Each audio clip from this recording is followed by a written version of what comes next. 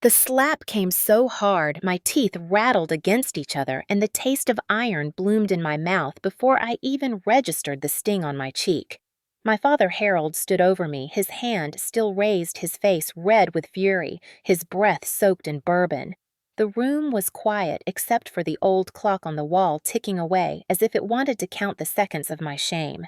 I had told him the truth because I believed against all reason that a father should protect his daughter. I was 19, trembling, my hands shaking as they covered the slight swell of my stomach. I was pregnant. I thought maybe there would be anger, but somewhere beneath it, a flicker of care. Instead, the room exploded. He shouted that I had disgraced his name, that I was filth dragging his reputation into the mud. His voice rose like a whip, each word lashing against me harder than the slap itself. My mother Linda stood near the fireplace, wringing her hands, her eyes darting toward me, then away again. She did not step forward, did not speak, did not raise even a whisper in my defense. Beside Harold, my older brother Victor smirked, his arms crossed as though he had been waiting for this moment. He leaned closer to mutter a sentence that sliced me open more cruelly than the slap, "You are the shame of this house." I tried to steady my breathing, tried to remind myself that I was still a person, still deserving of love, but every gaze in that room crushed me smaller and smaller until I felt like dust under their feet. My father grabbed my suitcase from the corner, yanked it open, and with a violence that matched his words, threw my clothes across the room. A shirt landed in the fire, sizzling as the fabric blackened. He shouted that I had 1 minute to get out before he dragged me by my hair and left me on the street himself. His hand still hovered in the air as though another strike was waiting if I dared say a word. I looked at my mother silently, begging, my lips trembling around words that would not come. Her eyes watered, but she turned her face toward the floor. She whispered something under her breath that only I heard, a broken sentence that sealed my exile forever. "Do what your father says." It was not a plea for mercy. It was surrender. The smell of burning fabric filled the room as my father opened the front door, the icy wind slicing in. Snowflakes swirled past his shoulder, carried by the storm that had been waiting outside. He pushed my small suitcase into my chest so hard I staggered back a step. The baby inside me fluttered, or maybe it was my own heart breaking. I stumbled to the porch, clutching the handle of the suitcase with one hand and holding my stomach with the other. Behind me, Victor's laughter followed, cruel and sharp. "Good riddance," he called. My father slammed the door so hard, the porch light rattled and went dark, plunging me into the night. There I stood, 19 years old, snow soaking my shoes, cheek still burning, belly, carrying a life and a heart, carrying nothing but rejection. The world was silent except for the crunch of my steps as I walked down the path away from the house I had once believed would always be home. My tears froze on my face before they could even fall to the ground, and I knew in that moment the girl I had been no longer existed. A new self was born in that darkness, forged not by love, but by betrayal, and the first lesson carved into my soul was brutal and clear. Family could be the cruelest enemy of all. The snowflakes stung like needles as I stepped off the porch and into the night, clutching the suitcase against my chest. The house behind me loomed like a fortress that had exiled me, its windows glowing warm yellow laughter, faintly leaking through the walls as if to remind me that they were still a family just without me. Each step I took down the frozen walkway felt like I was shedding the last fragments of belonging. My shoes, thin and cracked at the seams, sank into the icy slush, soaking my socks, until they squished with every movement. I tried to breathe slowly, but the cold air burned my lungs, and the slap on my face pulsed in time with my heartbeat. At the edge of the yard, I stopped and turned back for a moment, some desperate part of me hoping the door might open, that my mother would rush out, whisper that it was all a mistake, and pull me back inside. Instead, the porch light flickered once more, then went out completely. That was the final answer. My existence was no longer welcome within those walls. The road stretched before me, empty and indifferent. I walked toward the faint glow of the bus stop at the corner, snow crunching under my feet. My hands shook violently, partly from the cold, partly from the terror of what came next. Every car that passed sprayed slush against my legs, but none slowed. None looked at me. I was invisible already.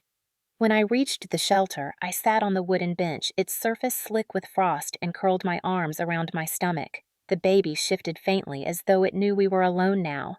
My breath fogged the glass behind me, and in that reflection, I saw a girl who was no longer the daughter of Harold and Linda Turner. I was just a body with nowhere to go. From the houses across the street, curtains twitched. A neighbor, Mrs. Callahan, peered out from her warm living room. Her eyes landed on me for a split second before she drew the curtain shut. I could almost hear her voice echoing what my father must have told them already. Margaret is gone. Margaret is shame. Margaret is no longer part of us. The sting of rejection was sharper than the wind. An hour passed. The bus came its doors wheezing open with a hiss of warm air. I climbed aboard, fumbling with coins I barely had, and felt the driver's eyes linger on me. His expression was flat but laced with pity. I sat near the back, staring out the fogged window as the town rolled past. Familiar streets blurred into nothingness. The diner where I had once laughed with friends. The church steeple where I sang in the choir as a child. Each landmark whispered, "You do not belong here anymore." When the bus rattled into the next town, I got off unsure why. Maybe because I could not bear to ride endlessly with no destination. The station was drafty, filled with the smell of burnt coffee and old newspapers. I chose a corner bench, pulled my thin coat tighter, and laid my suitcase beside me. That night, sleep came in jagged fragments. Announcements over the loudspeaker jolted me awake. Footsteps echoed, strangers glanced and then looked away. My stomach cramped with hunger, but there was nothing I could do. At some point near dawn, the janitor sweeping the floor muttered, "Poor girl," as he passed. It was the only acknowledgement I received. I closed my eyes and let the words sink in, though they offered no warmth. For the first time in my life, I felt like a ghost haunting a world that refused to see me. As the sky outside began to lighten, I realized something cruel and undeniable. My father had not just thrown me out of his house. He had erased me from existence. To him, to Victor, maybe even to my mother, I was already dead. And the world, obedient and silent, seemed willing to believe it. The days that followed blurred into one long winter haze, but the message from home traveled faster than the cold through my thin coat. By Sunday, the church bells tolled, and I slipped inside the back pew, hoping for warmth, maybe even for solace. Instead, I was met with silence that spoke louder than any sermon. The congregation shifted uneasily as I sat down. Eyes flicked toward me, then quickly away. No one slid over to share a hymnal. The pastor who had once praised me for my voice in the choir avoided my gaze entirely. His words that morning were coded in righteousness, a warning about the wages of sin and the importance of purity within families. Though he never said my name, the weight of every syllable pressed down on me until I wanted to sink through the wooden floor. When the service ended, people filed past me as though I were invisible. Mrs. Callahan, the same neighbor who had pulled her curtains shut that night, brushed close enough that her perfume lingered, but she did not say hello. A mother with 2 daughters tugged them firmly away, whispering too loudly, "That's the Turner girl." The phrase carried not recognition, but condemnation. By Monday morning, the gaslighting had fully taken root. My father's voice had traveled down every street, every hallway, every kitchen table. Margaret has lost her mind. She's lying about everything. We had no choice but to protect ourselves from her chaos. He told them I was violent, unstable, unfit even to carry a child. The words twisted like barbed wire around me until even I began to wonder if maybe he was right. Each time I sought work, the rumors arrived ahead of me. At the diner, the manager scanned me up and down before saying, "Sorry, no openings." But later, as I sat in the corner nursing a glass of water, I overheard him tell a waitress, "Her dad said she's trouble. Don't encourage her." Even the few friends I had from school drifted away. When I spotted Claire, my closest companion from childhood, outside the grocery store, I hurried toward her, desperate for a familiar voice. She froze, then forced a smile that didn't reach her eyes. "I can't talk, Margaret," she said quickly, backing away. "My parents said—" Her words trailed off, but the damage was complete. I was poisoned now, not by my actions, but by my father's decree. The cruelest cut came one evening when I found a folded slip of paper tucked into the crevice of my rented room's door. The handwriting was my father's bold and sharp. "No one will believe you," it read. "You are nothing without me." The message was short, but it carved deeper than his slap ever had. I clutched the paper in my hands until it crumpled, rocking back and forth on the squeaky bed, whispering to myself that it wasn't true. But in the hollow silence of the room, the lie began to sound like truth. The world closed in tighter. I walked the streets and heard whispers following me like shadows. She did it to herself. Her poor parents imagined the shame. It didn't matter that I had been the one cast out. Somehow, in the twisted story my father spun, he became the victim and I, the villain. One night, exhausted from hunger and humiliation, I pressed my forehead against the cold window pane of my room and stared at the blurred lights outside. For a brief moment, I believed the words he wrote. Maybe I was nothing. Maybe I deserved the silence, the stares, the exile. The danger of gaslighting is not only that others believe it, it is that you start to believe it yourself. And yet, in the corner of that darkness, something inside me resisted. A flicker no larger than a match whispering that survival meant not letting his lies become the story of my life. I learned quickly that hunger had its own voice. It growled inside me as I scrubbed toilets at a gas station for a few dollars a shift. The smell of bleach clung to my fingers, seeping into the cracks of my skin, but it never covered the deeper stench of humiliation.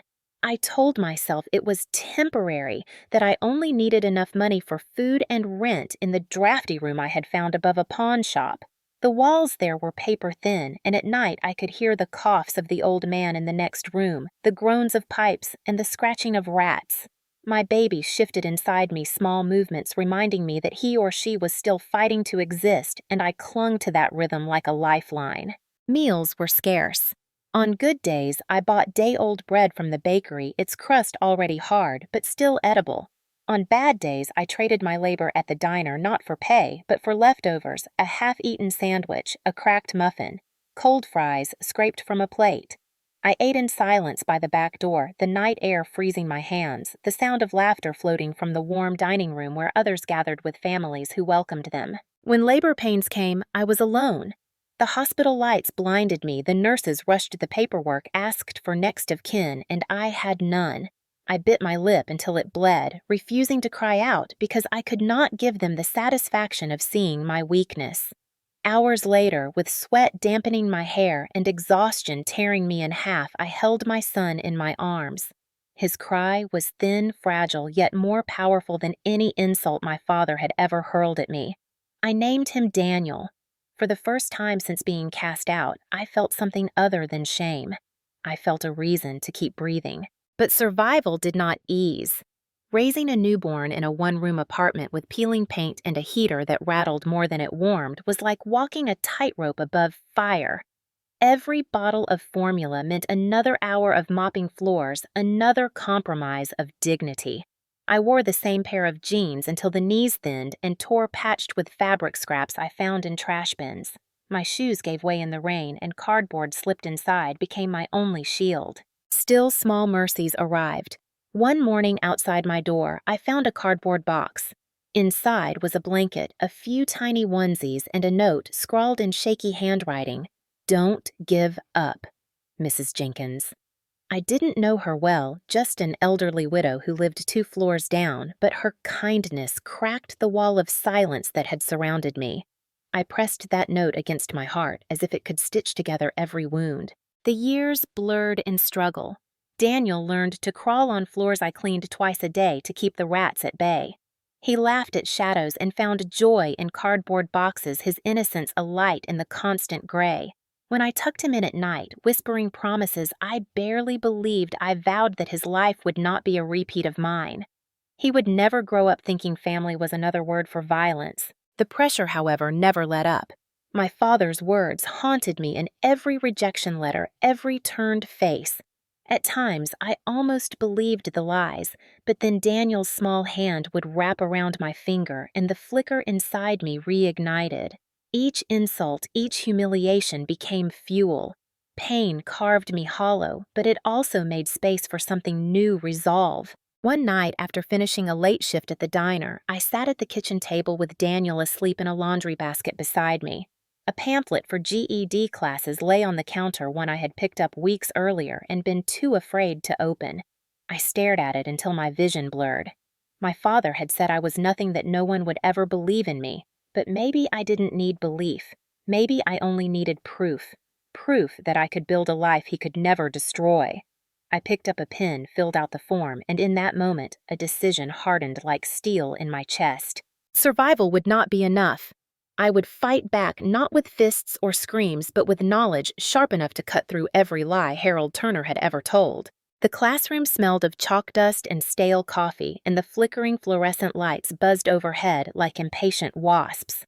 I sat at the back with Daniel asleep in his stroller, his tiny fists curled against his cheeks. Around me were others, men who had dropped out of school to work, women with tired eyes balancing jobs and children, people society had written off just as my father had written me off. The teacher, a patient woman named Mrs. Clarkson, smiled at us as though we were not broken remnants but seeds worth planting.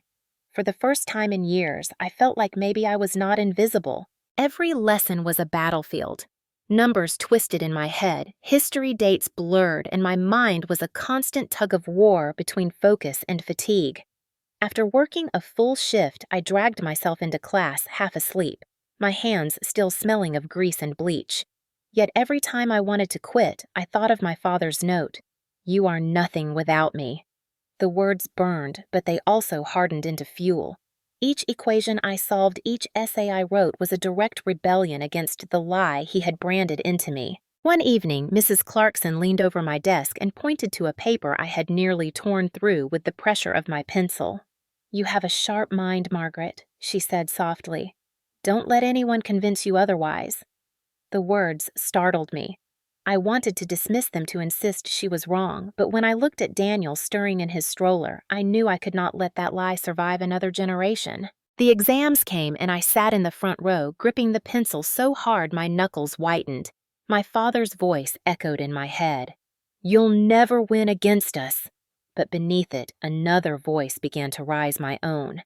By the time the results came in, my hands trembled, not from fear, but anticipation. I had passed. Not barely, not scraping by, but with marks high enough to catch the attention of a community college counselor. When I held the certificate in my hands, the paper felt heavier than stone, as if it carried the weight of every insult I had ever endured. College was another mountain higher and steeper than the last. Tuition loomed, books were expensive, and childcare was a constant scramble. I worked 2 jobs, waitress by day, janitor by night, stealing hours of sleep between shifts. Still, each lecture, each textbook page I devoured was another stone pulled from the fortress of lies my father had built. It was in a criminal law class that the true spark lit inside me. The professor described how evidence dismantles manipulation, how truth in the courtroom cuts through deceit. I felt a chill run through me, as if the universe itself had whispered in my ear. My father had tried to bury me under shame and silence, but here was a weapon sharper than any slap the law. I began filling notebooks with case studies, reading statutes under the dim light of a desk lamp while Daniel colored beside me. He would lift his head sometimes and ask, "Mommy, what are you writing?" I would smile and answer, "The truth, baby. Always the truth." Each night, as exhaustion pressed down on me, I opened the crumpled note my father had sent, the one that declared I was nothing. I taped it above my desk, not as a wound, but as a challenge. With every exam I passed, with every class I conquered, I whispered back to that note, "Watch me." The first resistance was not loud or violent. It was quiet, stubborn, relentless. It was the refusal to die in the grave my family had dug for me. It was sharpening my mind into a blade they could never dull. And though the world still looked at me with suspicion, though whispers of shame still clung to my name, I felt the first taste of power return. It was small, like a candle in a storm, but it was mine, and I would guard it until it grew into a fire they could never extinguish. The years that followed tested me in ways I never could have imagined. The community college gave me a foundation, but ambition demanded more, and ambition was merciless. Law school loomed like a mountain, and climbing it meant bleeding my body and my spirit across every jagged stone. My days began before dawn. I rose to the shrill beep of an alarm clock I had bought for $2 at a thrift shop. Its face was cracked, but its sound was unforgiving. Daniel, now a small boy with wide brown eyes, stirred beside me on the thin mattress we shared. I pressed a kiss to his forehead, whispered promises I could barely afford, and slipped into the darkness to catch the first bus downtown. The commute was long, the air heavy with the scent of diesel and damp coats. I read textbooks balanced on my knees, highlighters smudging as the bus jolted along potholes. By the time I reached campus, I had already memorized case briefs and muttered legal doctrines under my breath like prayers. But the moment I stepped into the lecture hall, fatigue clung to me like chains. My classmates wore crisp suits and carried laptops that cost more than my rent. I arrived in scuffed shoes and second-hand blouses, clutching a backpack patched with duct tape. Their whispers followed me sometimes, single mom she won't last, but I learned to let their doubt sharpen me instead of break me. At night, I worked. Waitressing left my feet blistered, the ache crawling up my legs until it gnawed at my spine. Janitorial shifts stained my hands with chemicals, the rubber gloves too thin to block the burn. More than once, I scrubbed toilets while muttering constitutional amendments under my breath, the words fusing with the smell of ammonia. Daniel sat in the corner with crayons and coloring books, the hum of vending machines his lullaby. We built our lives in stolen moments, flashcards by candlelight when the power was cut. Bedtime stories whispered in library corners, birthday cakes baked from boxed mixes I bought with loose change. Sleep was rare. Some nights I collapsed at the desk, drooling on open textbooks, waking to Daniel tugging a blanket over my shoulders. My body screamed for rest, but my mind refused. Each page of law, each statute was a step away from Harold Turner's voice in my head. Each case brief I mastered was proof that his prophecy that I was nothing was unraveling one line at a time. There were breakdowns. I remember one winter evening when my rent was overdue. Daniel had a fever, and I failed a mock trial presentation. I stumbled into the bathroom, locked the door, and pressed my forehead against the mirror. My reflection looked hollow eyes rimmed with red cheekbones, sharp from skipped meals. I whispered to the mirror. Maybe he was right. For a moment, the temptation to quit gnawed at me to let exhaustion swallow me whole. Then I heard Daniel coughing through the door, fragile and real. The sound snapped me back, reminding me that failure was not an option. I straightened, splashed cold water on my face, and returned to my desk. The fire inside me, though, battered, still burned. It was during my second year of law school that I met Professor Allen, a man with silver hair and sharp eyes who seemed to see through the layers of exhaustion and poverty. After a heated debate in class, he pulled me aside. "Turn your pain into precision," he told me. "Use the scars as evidence. They will make you sharper than anyone in this room." His words etched themselves into me, another weapon forged from suffering. The grind never let up, but moments of victory began to pierce through. I won a scholarship essay contest, shocking classmates who had dismissed me. I earned an internship at a small law firm where the partners raised eyebrows at the single mother balancing depositions and daycare pickups, yet grudgingly admitted my work was flawless. Each win, no matter how small, stacked against the mountain of doubt until the peak felt closer. Daniel grew alongside my career. He colored at my side while I drafted briefs, quizzed me on cases with the seriousness of a judge, and once told me, "Mom, you're the strongest person I know." His faith was oxygen. Every sacrifice, the hunger, the humiliation, the nights of weeping into textbooks hardened into a resolve that nothing could erode. By the time I stood in a courtroom as a licensed attorney for the first time, the journey had carved me into something unrecognizable. Gone was the trembling girl abandoned in the snow at 19. In her place stood a woman with steel in her spine, armed with knowledge and honed by suffering.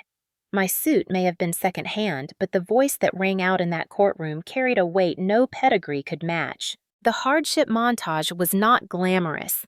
It was blistered feet, hollow stomachs, tears dried on pages of case law. But it was also a transformation so complete, it felt biblical. From exile to advocate, from disgrace to defender. Each wound inflicted by my family had become another layer of armor. And though Harold Turner's words still echoed sometimes in the back of my mind, they no longer defined me. The law did. The truth did. Daniel's laughter did. The girl they tried to erase had become the woman they could never silence. By the time 15 years had passed since that night in the snow, I was no longer the girl my father had erased. I was attorney Margaret Turner, and my name carried weight. The grind of law school, the endless nights of exhaustion, the sacrifices carved into my bones, all of it had crystallized into a reputation that stretched far beyond the small towns where people once whispered my disgrace. My first years as a practicing lawyer were a trial by fire.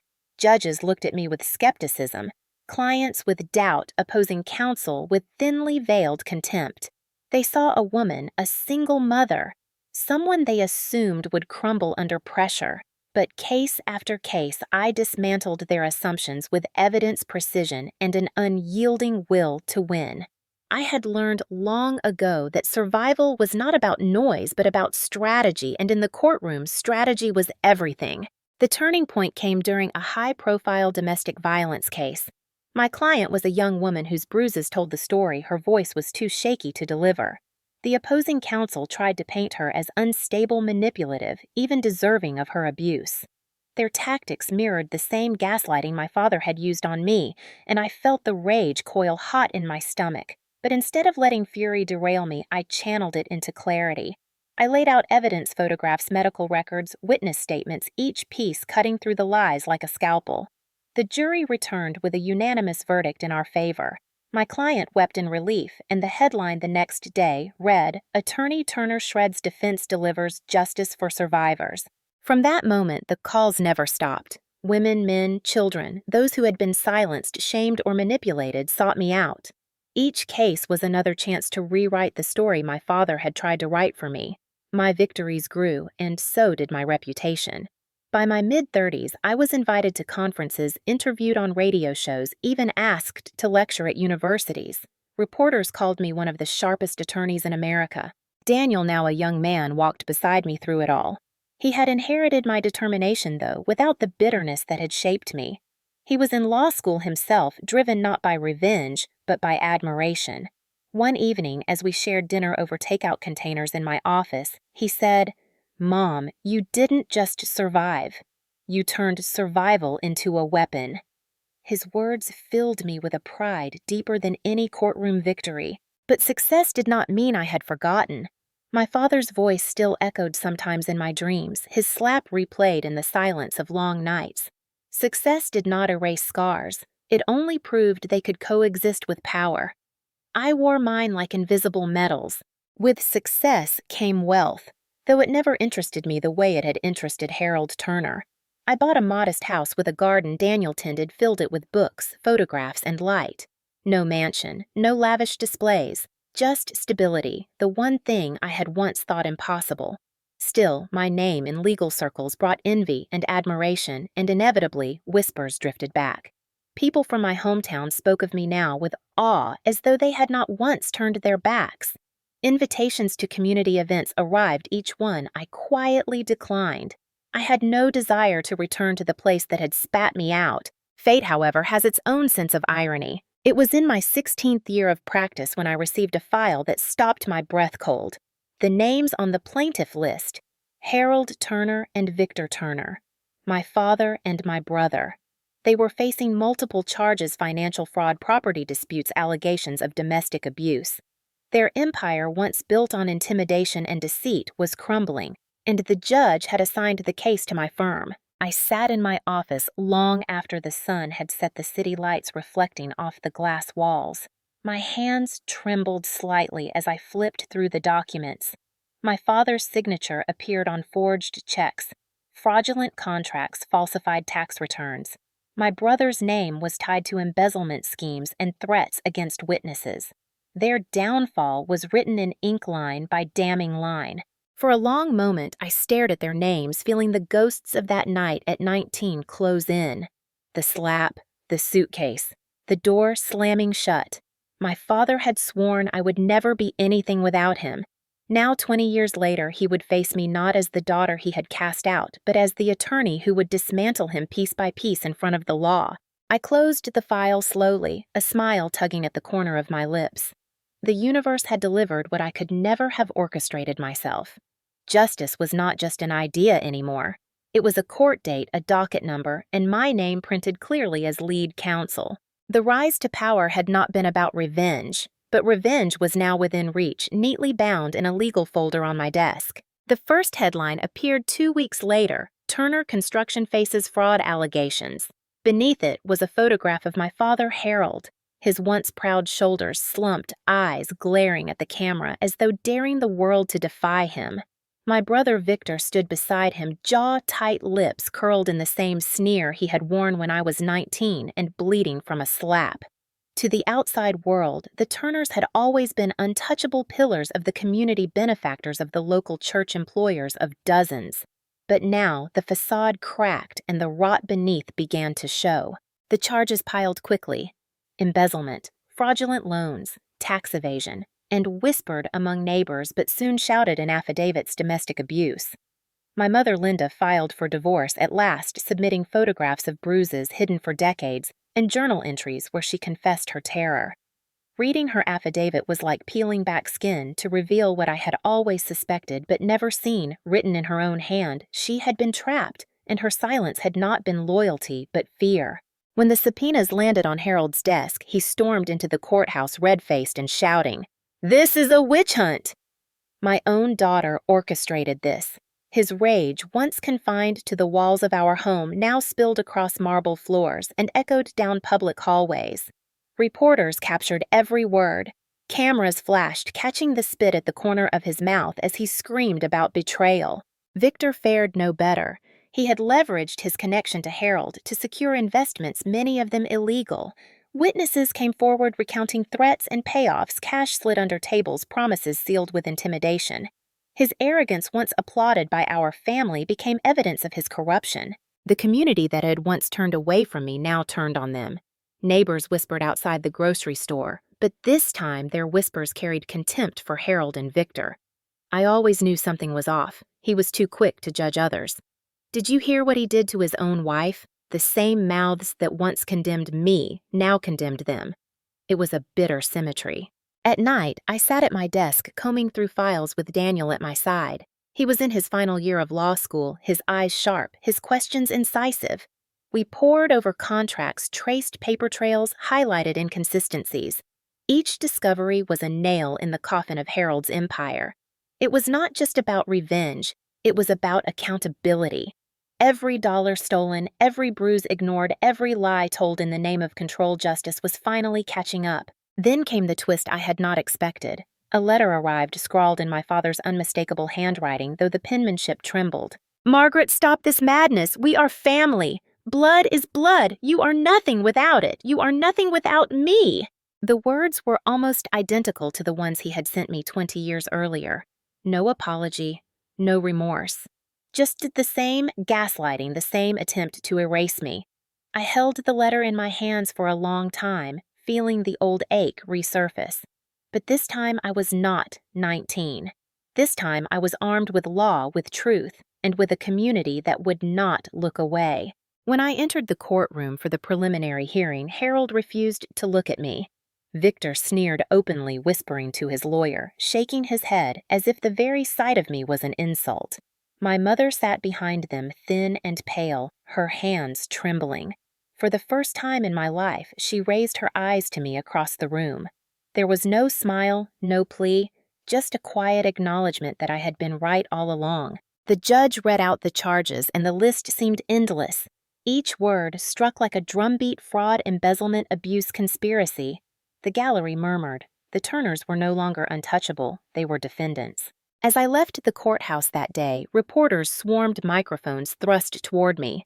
One asked Attorney Turner, "How does it feel to be prosecuting your own father?" I paused, looked straight into the cameras, and answered with steady conviction, "It feels like justice." The downfall had begun, and there would be no turning back. The courthouse smelled faintly of wood polish and old paper, a scent that carried memories of permanence of decisions carved into stone. As I walked down the long marble corridor toward the courtroom, the click of my heels echoed with each step. This was not the trembling shuffle of the 19-year-old girl who had been thrown into the snow. This was the stride of Attorney Margaret Turner, sharpened by decades of scars and survival. Inside the gallery buzzed with anticipation. Reporters filled the benches, their pens poised cameras ready to catch every flicker of drama. Former neighbors sat shoulder to shoulder, the same faces that once whispered behind curtains. They were here not for justice, but for spectacle, the kind of public reckoning small towns feast upon. The bailiff called for order as the judge entered his robe, billowing slightly as he sat and surveyed the room. Harold sat at the defense table, his hair thinner now, his face lined with age, but his eyes still burned with the same fury I remembered. His jaw clenched as if every word spoken in this room was an insult aimed at him personally. Beside him sat Victor, still arrogant, though his suit was ill-fitting and his smirk faltered each time the reporters snapped a photo. Their attorney shuffled papers nervously, already aware that the case was stacked against them. I took my place at the prosecution table, my files arranged neatly, evidence tabbed and ready. Daniel sat behind me in the gallery, his presence a steady flame of support. I could feel his gaze, and I knew that every step I took in this room would echo into his future as well. The proceedings began. The judge's gavel struck, and the trial was underway. Witness after witness came forward. A former employee testified about falsified invoices, her voice shaking as she described being threatened into silence. A banker produced forged documents, Harold's signature scrawled at the bottom of each. My mother, Linda, took the stand last. She clutched the rail as though it were the only thing keeping her upright. Her voice wavered as she revealed years of bruises of nights spent hiding in locked bathrooms while Harold raged. For the first time, the courtroom heard not just about fraud, but about fists. When it was my turn to present, I rose slowly, letting the silence stretch until every eye was on me. I lifted a stack of papers. Contracts riddled with lies, bank statements bleeding with theft. I placed them on the evidence table one by one, the sound of each file hitting wood a drumbeat of condemnation. Your Honor, I began, my voice steady but edged with steel. This is not merely a case of financial misconduct. This is the story of a man who built his house on intimidation, who used fear as currency, who silenced those closest to him with fists and with lies. For 20 years, Harold Turner evaded accountability. Today, accountability has arrived. Harold's lawyer objected, but the judge overruled. The words hung in the air heavy and undeniable. Then came the cross-examination. I approached the defense table, every step deliberate. Mr. Turner, I said, my tone cutting through the quiet. Do you deny that these signatures are yours? Harold's lips tightened. Forgery. All of it. I leaned closer, holding up the crumpled note he had once sent me. The courtroom screens projected it in large letters for all to see. You are nothing without me. Is this forgery too? I asked. The gallery gasped. Harold's face reddened, his mouth opening, then closing, unable to conjure denial. For the first time, his power faltered. Victor tried to intervene, sneering. She's always been dramatic, nothing but a bitter— Objection! His lawyer hissed, tugging at his sleeve. But the damage was done. The jury had seen his contempt, his willingness to degrade even here under oath. I turned back to the judge. This is not just about numbers. This is about a family destroyed by control and cruelty. It is about a community manipulated into silence, and it is about truth finally breaking through. When I returned to my seat, the courtroom hummed with tension. Reporters scribbled furiously, cameras flashing like lightning. My hands trembled slightly under the table, but it was not fear. It was release. The words I had swallowed for 20 years were finally spoken aloud, carved into the record where no one could erase them. In closing arguments, I faced the jury directly. You have seen the evidence. You have heard the witnesses. But more than that, you have felt the weight of what has been hidden for decades. Justice is not vengeance. It is not anger. It is the simple act of telling the truth and holding accountable those who believed themselves untouchable. Today, you are the voice for every person who was silenced. Let your verdict speak louder than their lies. The jury filed out and the room buzzed with restless energy. Harold sat rigid, his fists clenched, eyes burning into me. Victor muttered curses under his breath. I sat tall, hands folded, gaze fixed ahead. Daniel reached forward and squeezed my shoulder gently. When the jury returned, the foreman's voice was clear. We find the defendants guilty on all counts. Gasps rippled through the gallery. Reporters surged. My mother sobbed softly into her hands. Victor's face drained of color, his smirk collapsing into shock. Harold slammed his fist against the table, roaring, "This isn't justice!" The bailiff restrained him as cameras flashed, capturing the fall of a man who once believed himself invincible. I remained seated calm, my heart steady. Justice had not only spoken, it had thundered. The verdict reverberated far beyond the courtroom walls. By the time Harold and Victor were escorted out in handcuffs, the hallway was a frenzy of flashing bulbs and shouting reporters. The same cameras that once captured them cutting ribbons at charity galas now captured their downfall faces twisted in rage and disbelief. Harold tried to twist away from the photographers barking, "I built this town. You'll regret this." But his words were drowned beneath the chorus of shutters, snapping microphones thrust forward, the roar of the public finally seeing him stripped bare. Victor wants the golden sun shoved at the officers as though he still held power. "This is ridiculous. We'll appeal. We'll crush every one of you." But his voice cracked, betraying the panic seeping through his arrogance. The crowd outside the courthouse heckled him openly. Thief one man shouted, abuser cried another. An elderly woman spat at the sidewalk near Harold's feet, muttering for what you did to your own daughter. Their reputations, once carefully polished, crumbled in real time. Newspapers ran headlines the next morning, "Turner legacy shattered in courtroom drama." Television anchors dissected every detail, replaying footage of Harold's outburst and Victor's sneer until they became symbols of disgrace. The same neighbors who had once whispered about my shame now whispered about theirs, though this time with glee. "Did you see the way she stood against them? I always knew there was something rotten in that family." My mother, Linda, pale and frail, moved out of the Turner estate under court order. She gave a statement to reporters, voice trembling but clear. "I chose silence over my child once, and I lost her. I will never make that mistake again." Her words pierced the community more deeply than any legal argument. She was no longer Harold's silent wife. She was a witness to his destruction. Financial consequences hit just as hard. Properties were seized, accounts frozen, assets auctioned. The Turner estate, once a sprawling mansion on a hill, stood empty within weeks, foreclosure signs hammered into the ground where rose bushes once bloomed. Neighbors gathered at the gates to watch moving trucks haul away furniture chandeliers, the remnants of a dynasty built on fraud.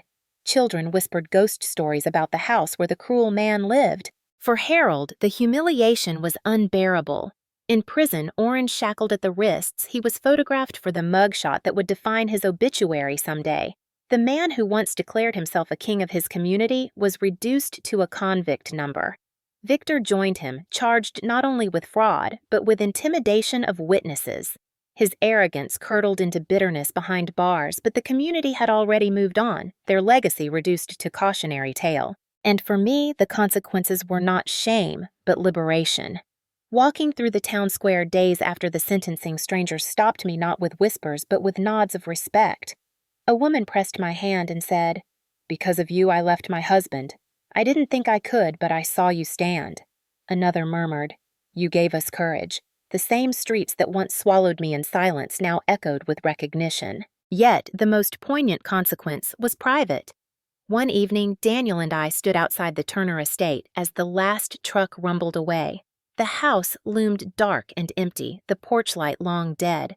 I felt a strange mix of sorrow and satisfaction. This was the place where I had been erased, where I had been told I was nothing. Now it was hollow, abandoned, erased itself. Daniel touched my arm. "You ended it, Mom. The cycle. It's over." His voice was steady, full of pride. I nodded, swallowing the knot in my throat. "No," I whispered. "We ended it, together." "Guy." The humiliation of Harold and Victor was not merely personal revenge. It was justice undeniable and public. It was proof that lies cannot outlast truth forever, that control shatters when exposed to light. And for the first time since I was 19, I breathed without the weight of their shadows pressing on my chest. Justice had spoken in the courtroom.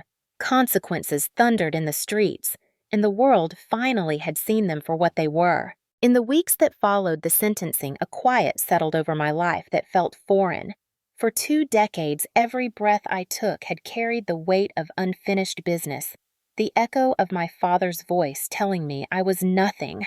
Now that voice had been silenced not by violence, not by escape, but by truth. For the first time since I was 19, I could hear my own thoughts without his shadow in them.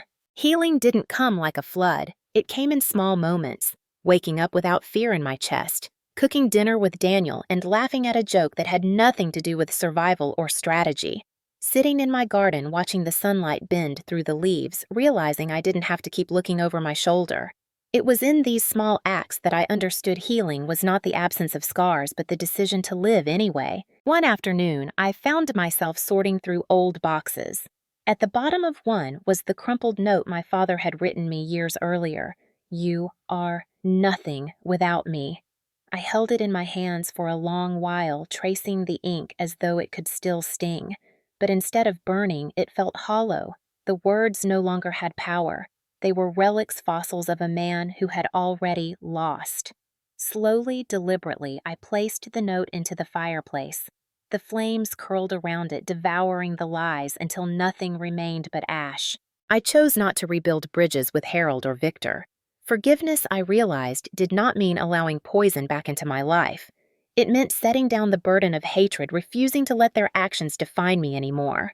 My mother and I spoke occasionally. Her voice still trembled, carrying the weight of choices she could never undo, but she was trying. That was enough. Instead, I poured my energy into building something new. I started a foundation for survivors of domestic abuse, offering legal aid and safe housing. At our first meeting, I stood before a small group of women and men, their eyes wary, their stories written in bruises and silence. "I know what it means to be told you are nothing," I said, "but I also know what it means to prove them wrong. You are not alone. You are not erased. Your truth matters."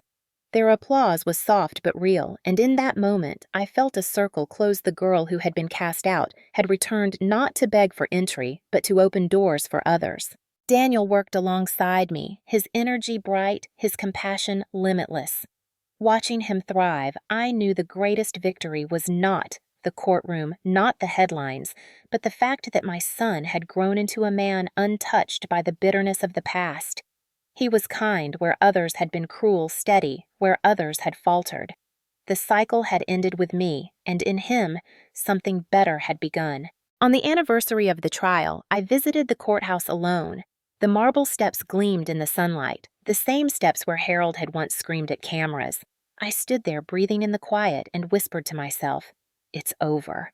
Not as a cry of triumph, but as a simple truth. Resolution, I realized, was not about erasing what had been done.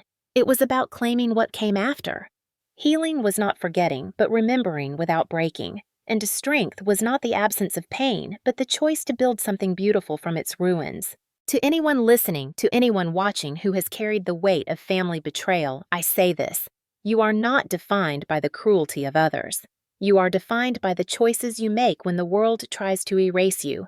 Choose truth. Choose boundaries. Choose life.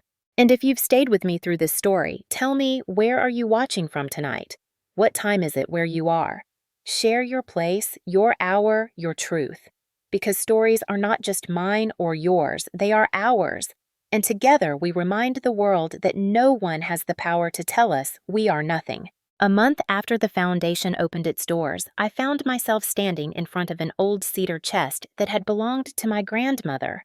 It had sat unopened for years, tucked away in the corner of my home office. With a deep breath, I lifted the lid. Inside were fragments of a life that had once felt lost to me.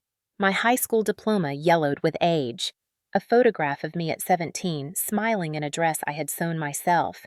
And at the very bottom, a faded baby blanket Daniel had been wrapped in the night he was born. I held that blanket against my chest, the fabric worn, but still carrying the faintest scent of lavender. For so long it had represented shame. Exile, a reminder of the night I was told I was nothing. But now it felt different. It was no longer a symbol of rejection, it was proof of survival. Proof that love could grow even in the coldest soil. Proof that I had built a life from ashes. I folded the blanket carefully and placed it back in the chest, but not before tucking inside a new item, the Foundation's charter signed in bold ink, a promise to help others find the strength to walk their own paths of truth. past and future, side by side.